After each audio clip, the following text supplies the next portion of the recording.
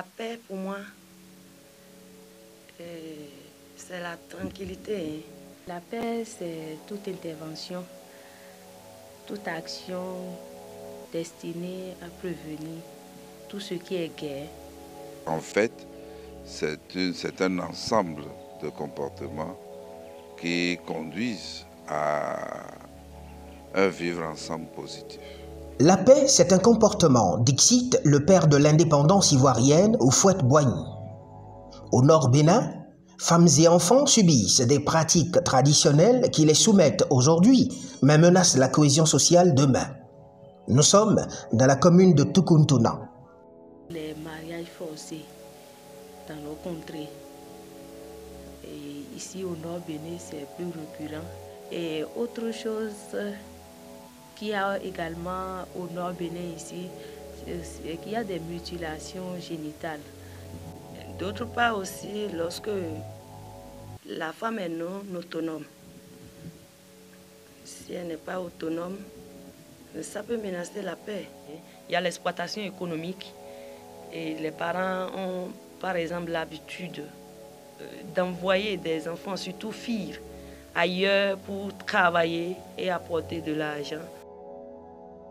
En descendant du centre vers le sud du Bénin, la diversité religieuse semble être tolérée au regard de la proximité des lieux de culte. Mais en réalité, une once de malaise effrite la cohabitation entre les fidèles. Les situations de stigmatisation continuent. Quand on vous voit habillé avec des apparats de vaudou ou autres, parfois, à votre insu, on prend votre image et on raconte des histoires là-dessus, sur des statues.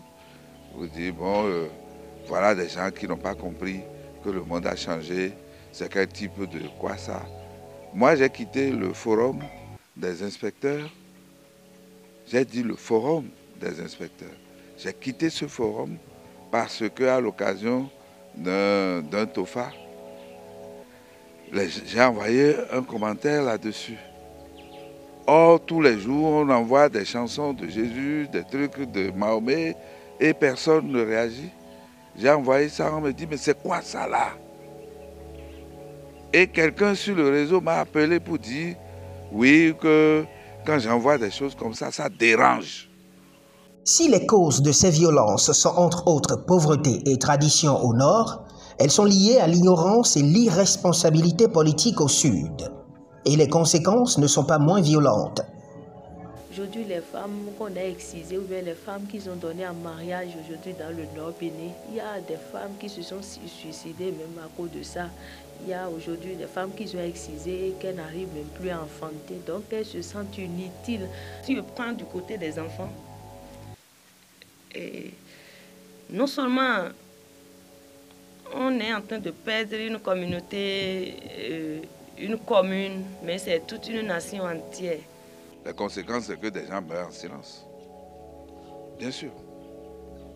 Les gens meurent en silence. Parce que tout le monde n'est pas patient. Quelqu'un que vous dénigrez en public et qui a de la force occulte, il vous atteint. Qu'il s'agisse des violences qui ont cours au nord ou au sud, elles sont vécues la mort dans l'âme. Mais quelques mesures pourraient avoir l'effet d'un baume. Sensibiliser nos parents sur l'importance, par exemple, de la scolarisation, et du maintien surtout des enfants à l'école, et l'importance du dialogue parents-enfants et même entre couples. C'est la valorisation de la culture. C'est l'harmonisation du droit de chaque groupe religieux pour que certains ne pensent pas qu'ils sont au-dessus des autres. La vie est le produit de la diversité. Le devoir de chacun, c'est d'accepter et de défendre le droit de l'autre à la différence. Car là où il y a la liberté, là aussi se trouve la paix.